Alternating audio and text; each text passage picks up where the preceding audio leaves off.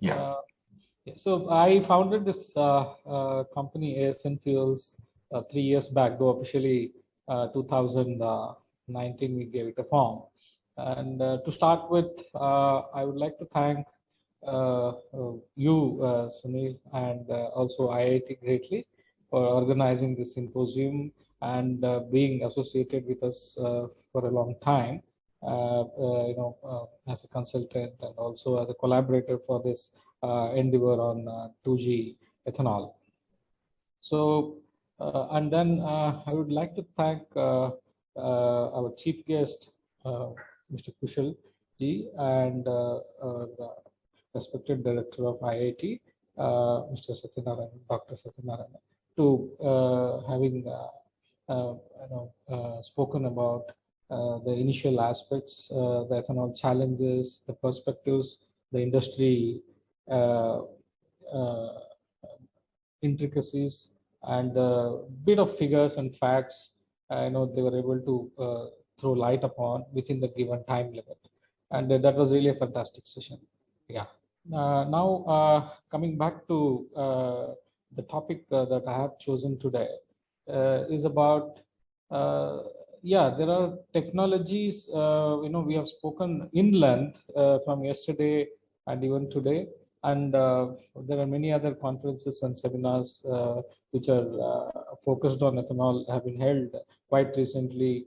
So most of the seminars and most of these research talks are, of course, oriented towards the technology aspect. And recently, there is a shift towards the biomass availability. Yeah. So now, when we look at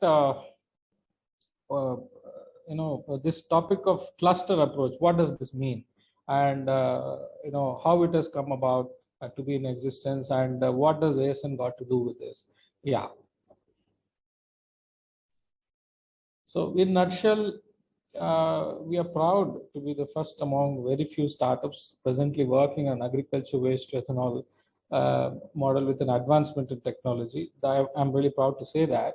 And also we have implemented successfully a pilot plant to a capacity of 10 liters of ethanol per day that envisages around 60 to 70 kgs of raw material biomass of various feedstock like corn cob powder, rices, bagasse, and even recently we are foraying into bamboo. So all these are handled in our pilot plant. It's an action-driven, situation in our plant, if you look at it. And also we are further planning to scale up our pilot plant to 2,000 liter per day mid-scale plant. It is very much necessary for commercialization of this novel technology that we have arrived at. Yeah. Yeah. Now, talking about my journey, how this cluster model came up. This cluster model has been evolved by myself and my co-founder Suman. We have traveled extensively across India last 3 years and visited a couple of this ethanol pilots, and a couple of institutes were doing research. There are many to name. Then while during our course of journey, we have visited a couple of these pockets of this agricultural crops. Like, we have visited a place called Titabar in Jorhat, just near Jorhat. It's like a block, panchayat we call it here in South. So very strangely, we observed that it had got around 300 or 400 sugar mills just clustered around in one block or one panchayat we call it.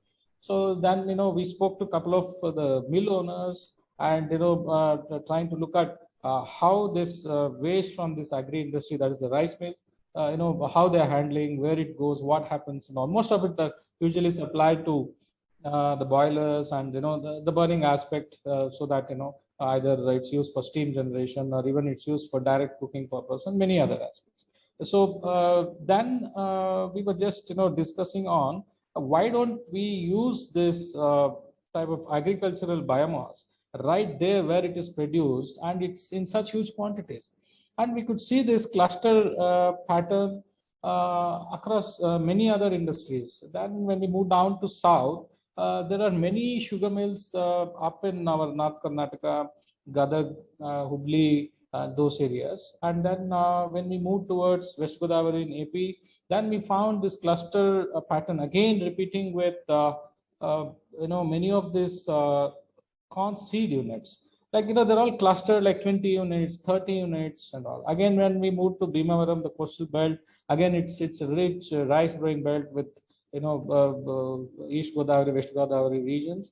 And there again, we came across these clusters of rice mills, and we met a couple of rice mill owners. There are rice bran units because they have evolved how to handle this waste. So there are many other industries that has come up there. The prawn culture is one of the rampant industry that's growing. So we then worked out this model based on our study in a couple of other areas, that usually these industries are in a cluster pattern if you look at it. Yeah. So that way, moving ahead, then we came to an understanding that this agri biomass is so abundantly available, especially in agri industries.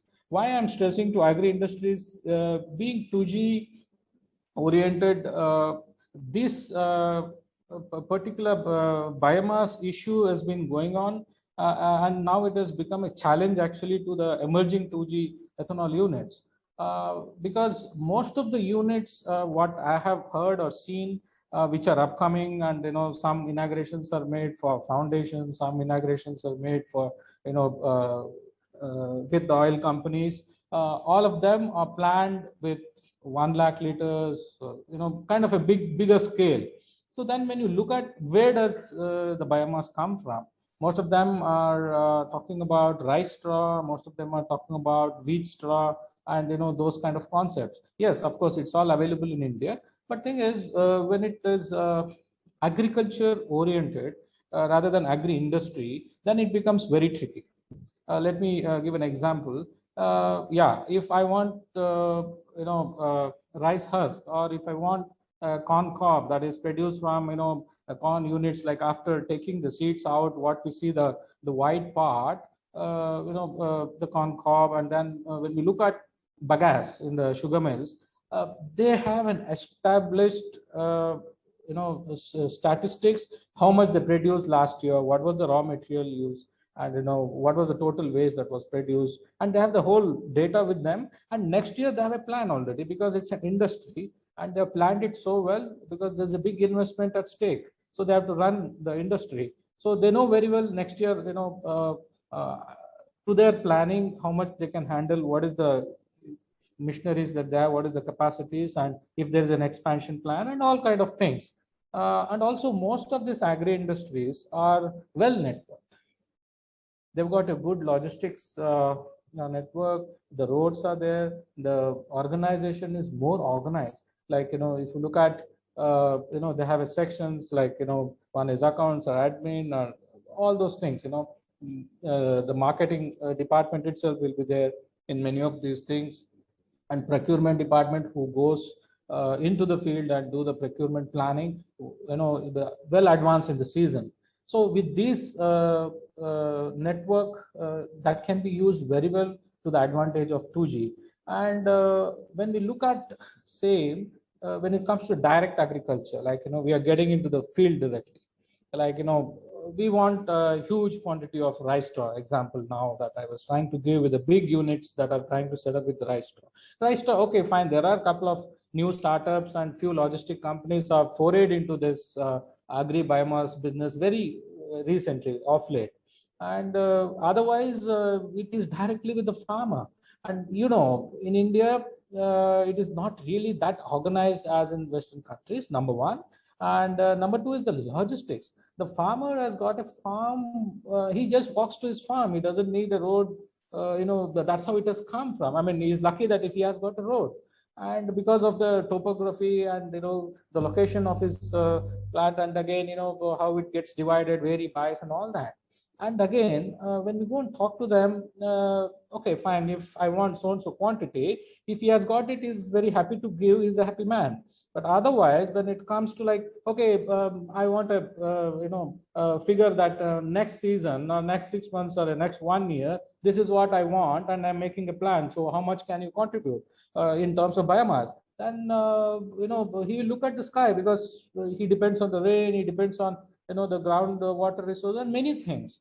So these are the challenges that are coming into picture when it comes to massive planning of 2G ethanol plants. So that is where this cluster approach, we found it very, very suitable. And in fact, we have presented in a couple of forums, even to our Hindustan Petroleum Corporation Limited.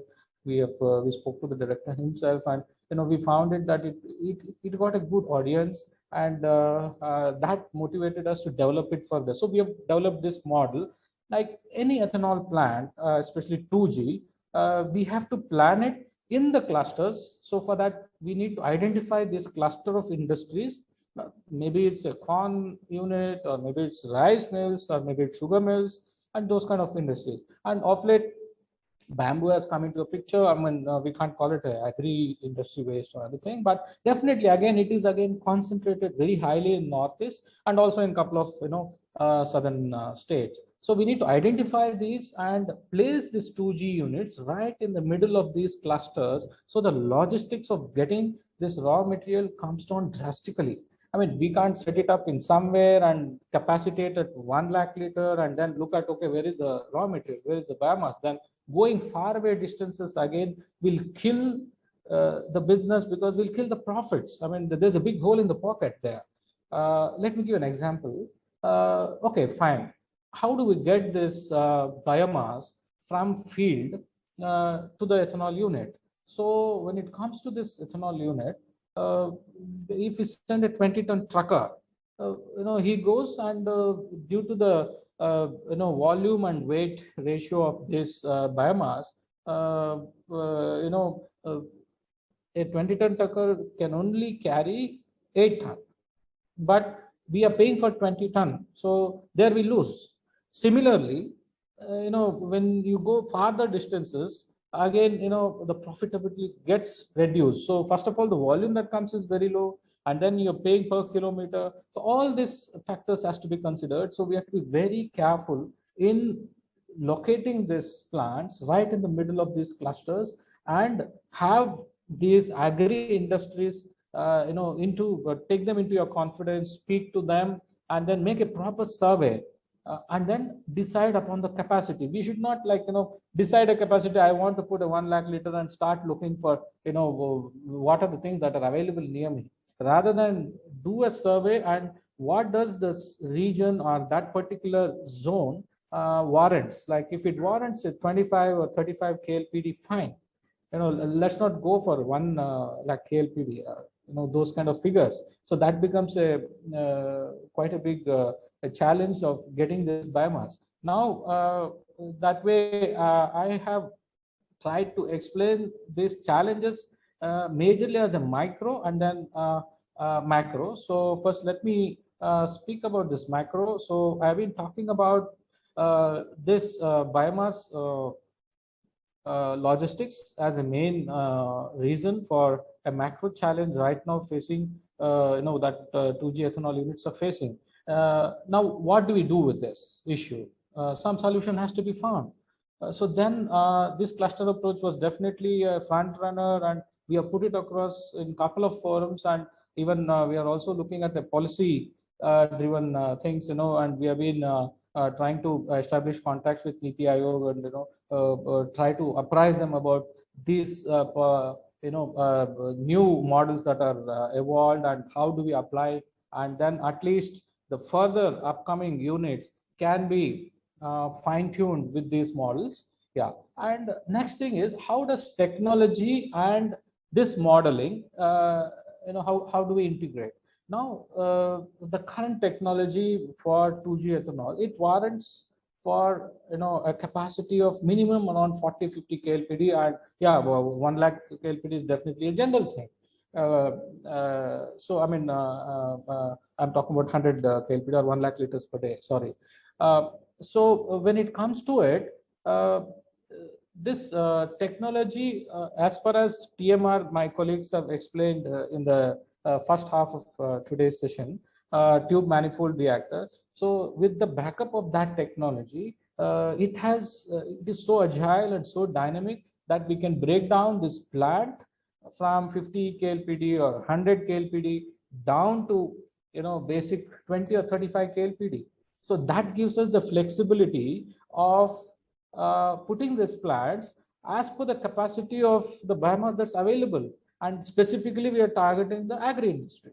So this is what is a great advancement that has happened, and this is we are hardly pushing it as a policy. This thing that any ethanol unit to be planned or located has to have certain backup model studies, the field surveys, and the agri industry service has to be done and then taken up. Otherwise, wrong steps, then it suffers such a huge investment, and it's a very capital intensive thing, as you all know. So having said that, now let's look at the other aspect of, now we have spoken about the capacities, the model, and the strategy and the location. Now looking at OPEX, what is the operational cost? And at the moment we are selling at around 50 to 65 different grades of fuel ethanol. Actually, it's so irony that the same ethanol, fuel ethanol, is sold at 50 rupees to the government or the oil companies, or 65 rupees.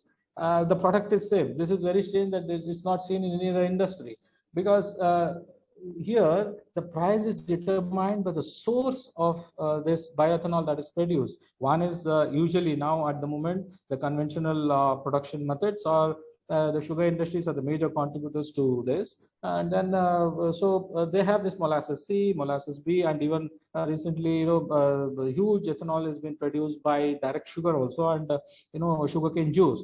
So now the government has fixed the prices at 54 rupees for molasses C, or 48 rupees for molasses C, or molasses B as 54 and 65 for juice, and whatever that. So these are the slabs, but the product is same.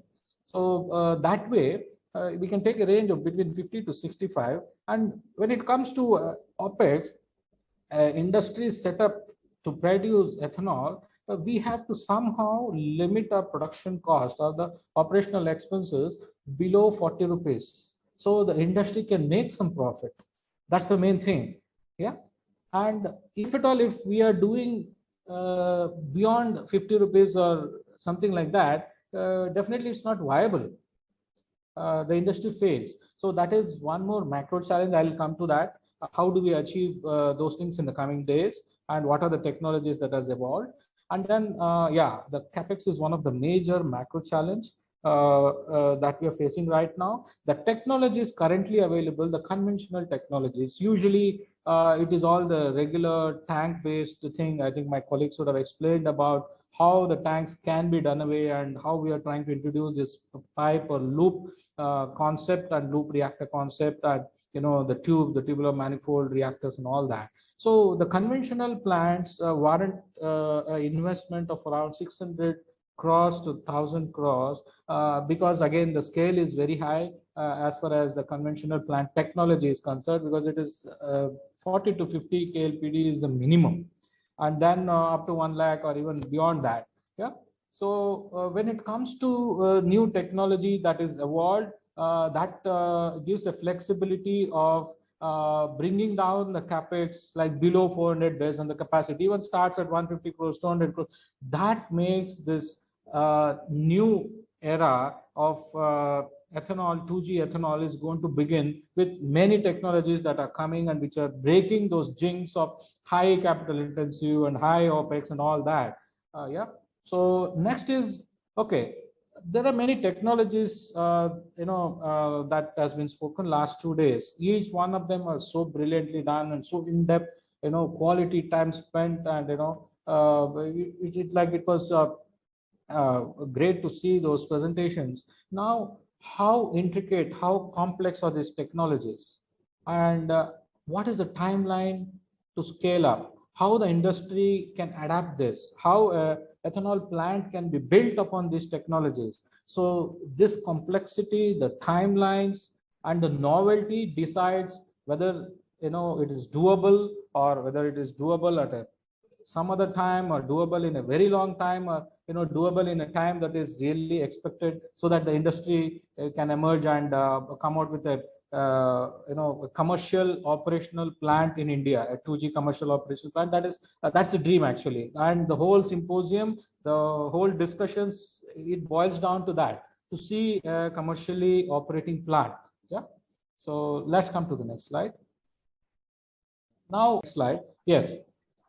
Now, how does this conventional strategy look like? I was talking about the conventional tank-based, technology for 2G, and I'm not talking about the technology at the moment. I'm only talking about the strategy. What happens before a plant is set up. There's a planning. Okay, they locate it at a particular place, and they do a capacity fixation that, okay, we will do a 1 lakh liter capacity, and those kind of planning. So for 1 lakh liter per day production of ethanol, usually it is done at around 10% or 12% at the moment is the conventional yield that is happening. I'm talking about the dry basis to ethanol yield with the 2G concept. Yeah, so that warrants for around the 700 plus tons per day of biomass required into one place. So where does it come from? It comes from long distances, wheat fields, corn fields, or corn units, or many industries, or many agricultural farms, and many districts. So this is one aspect which is really killing away the profits that are supposed to be accumulated for the plant, but again the transportation is eating away that. Okay, now what are all the intricacies, the process and logistics intricacies? Okay, one is material handling. If I'm handling 100 tons and if I'm handling 800 tons, definitely there's a material handling issue there. And what's the per ton cost? If I go, instead of 100 kilometers, I go 500 kilometers to bring something, or instead of 30 kilometers, I go 100 kilometers to bring something, definitely per ton cost goes up. Similarly, logistical nightmare. If I'm planning for 80 or 100 tons per day, my planning operation itself become very simple. But otherwise, if I have to plan for 600 or 700, or even 800 tons per day, it becomes a nightmare. So there is a department, the whole thing, everything will add up to the cost. Now, when it comes to the material property, yeah, if I'm getting 80, 100 tons per day and putting it in a place and my plant is processing it, the material I can expect to remain the same. But if I'm doing with 700, 800 or 1000 tons per day, keeping it in a place, transporting, and before transporting, it doesn't come in one scoop or one bag.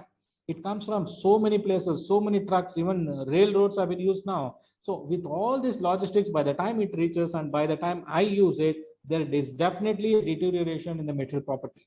So all these things again contribute. Yeah, next comes the complexity in scheduling the process operation. Now, my plant, my machines handle 100 tons per day. There is a particular scheduling that I do, milling first, and then I do pre-treatment, and those kind of plannings can be scheduled in a simplistic way. When the same plant is handling 800 tons or 1000 tons of biomass, the planning totally goes heavy, and it's not an easy thing. And this has to happen every day. I'm not talking about annually or quarterly or biannually. So I'm talking about every day. Somebody has to go through this. A plant has to go through this. The plant manager has to go through this. The logistics operation manager has to go through this. It's a nightmare for them. Yeah. And then, yeah, when it comes to troubleshooting, industry always has troubles. No industry is perfect. Yeah. And when the trouble arrives, you are well equipped. It is, if it is a simple and straightforward and in a manageable way. If it is huge, it is humongous, already you are facing, your team is under stress, then every trouble becomes magnanimous. So troubleshooting itself will become a big barrier to the team. So for the industry to operate profitably, smoothly, the solution is in front of you. This is how, if at all, if I simplify with this cluster based model, this is how it's going to look like. We have to simplify for this industry to thrive, for this industry to be successful. That's the need of the day. And these are all pushed on the policy level with the required ministries and the NITI Aayog as well, because it has to come from a top-down approach. Many things are discussed, and definitely you're going to see the fruits of those efforts. There's a great team behind it, and we are going to do that. Yeah. Now, when you look at this evolving strategy, the plant cluster approach right in the vicinity of the feedstock like rice mills, timber units, corn feed or corn seed units, I am looking at only 80 tons of corn cob or 80 tons of rices or those kind of figures I'm talking about. I'm not talking about 800. So please have a look at the figure twice. It's only 80 or 100 tons. So, and the capacity of the plants when we do a cluster-based approach, you can limit it between 20, 25, 30. Definitely you can do 50. There's no, but if at all the situation warrants, if at all the availability of the biomass is there, so that's very important. So, but to look at the minimalistic scale, so that the entire scenario is simplified, we look at around 20, 25 or 35 KLPD plants. So at a yield of 15% definitely is already spoken about, and we are already inching towards 20% because we are looking at C5 fermentation and all those things. I think we all know what is that, C6 and C5. Till now we are all spoken about C6, and slowly C5 is getting into the grind. Yeah. So now we have this cluster 1, unit 3, unit 2, unit 4. So all these are like located inside in the midst of these clusters. Like, okay, I have around 100 or 200 rice mills. Okay, we can definitely plan a ethanol unit there if we have a proper proper rate contract supplies for this rices and those kind of things. Similarly, bagasse, yes, every sugar mill has got excess bagasse, if at all, if they have not planned for that electricity production, because there was one time when per unit of electricity was sold or exported to the grid at around 13 rupees, 14, 15, even 16 rupees per unit. And now it has come down to 2 rupees, below 2 or even 2.5. So, producing electricity is no more a charm, no more a trend. It's not happening. So those bagasse can definitely be, discussed, brought into a rate contract, and ethanol units can operate based on those excess bagasse. Now, when it comes to corn cob, there are many, many units. Basically, a corn seed unit, after taking out the, good quality seeds, so the corn cob with smaller seeds which are deformed, and in the edge of the total the corn, if you look at both the edge are kind of tapered. So there we get bit of kind of deformed and smaller size corn. So these corn seed units go for the mid part of it, wherein the size of the seeds are good. So they take that, and the rest of the corn cob along with the smaller and deformed corn seeds are just discarded. And unbelievably, they even pay some of the entrepreneurs to pick up from their premises. They want to clear the premises because there is already a next batch of the fresh crop is coming in. Because in the season they have this limitation of space. They can't have a big industry and all those things. These are all kind of industry of a particular scale. So given the limitation of the footprint or the land, they have to clear the space for the next batch of harvest. So they pay people to take out this corn cob, and corn cob comes out in trucks and gets distributed for various burning, steam boilers and many other aspects.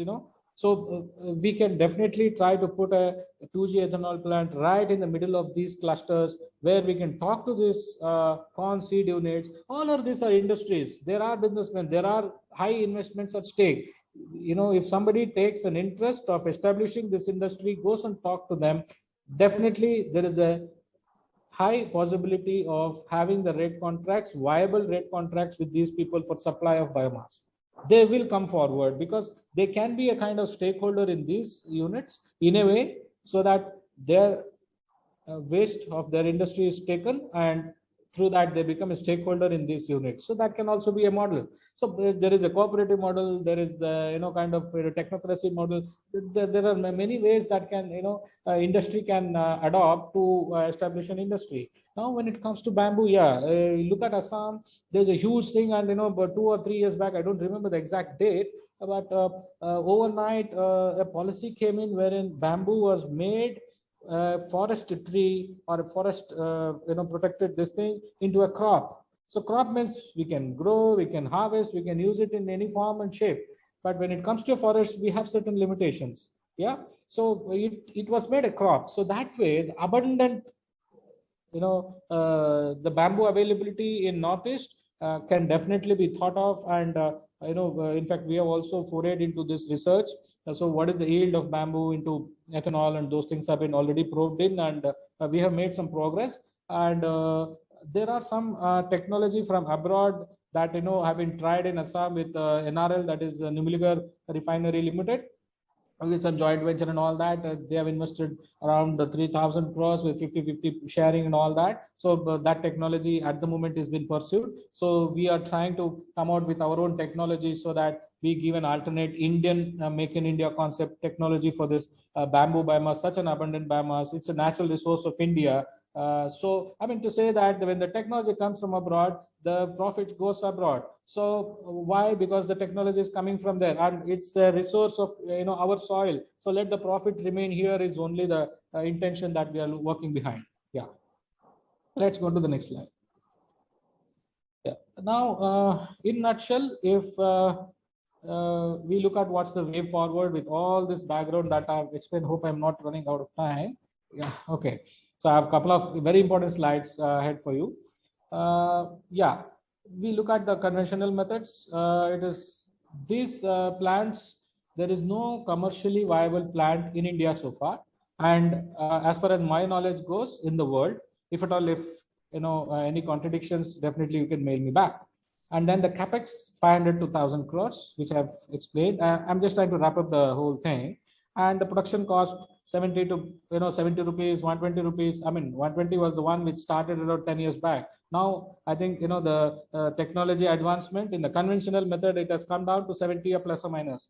Okay, and then I cannot call it inefficient. I can call it the conversion ratios are less or low, depending owing to the technology advancement. Then high environmental hazardous effluents, as I explained to you already. Then logistically unplanned massive capacity plants, 50 to 100 KLPD. Yes, that is again creating a lot of complexity in biomass supply chain and unavailability of such massive feedstock. Yeah, which I explained all the while. Then logistically uneconomical. That makes the feedstock totally uneconomical, and then huge disturbance in the supply chain. Like if at all, if I make a 100 KLPD plant and start buying all the biomass, then again definitely the cattle feed is affected. So again the something else is affected. So those kind of things will start. So if at all I have a plant planned for the capacity of the biomass that is available there, so we don't disturb the supply chain, because it's very important. We are agriculture based country. There's livestock depending on all these things. So we got to plan it very carefully. Yeah, so that's what was the meaning that I was trying to say. So when it comes to this cluster approach, yes, definitely it helps in locating the plants, strategically located this thing in the feedstock production zone itself. So let us focus on the agri industry. They have a waste which they have to handle it, and this industry is the answer for those things. Yeah. And then the agility of these new technologies that have evolved gives us the flexibility of reducing the capacity to 20 KLPD, 50 KLPD. So that really simplifies the whole situation there. And capex, definitely we are bringing it down below 400 crores based on the capacity. And then my opex is around 28 is the target that is been already hit upon.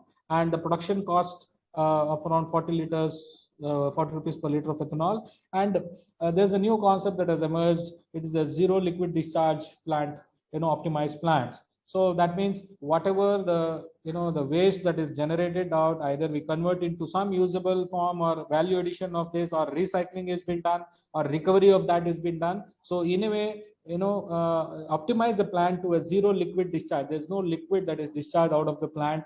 Even if a small percentage of effluent is produced, it has to be handled inside the plant premises itself. But when the quantum reduces, everything is possible. If quantum is very huge, then it becomes a disaster.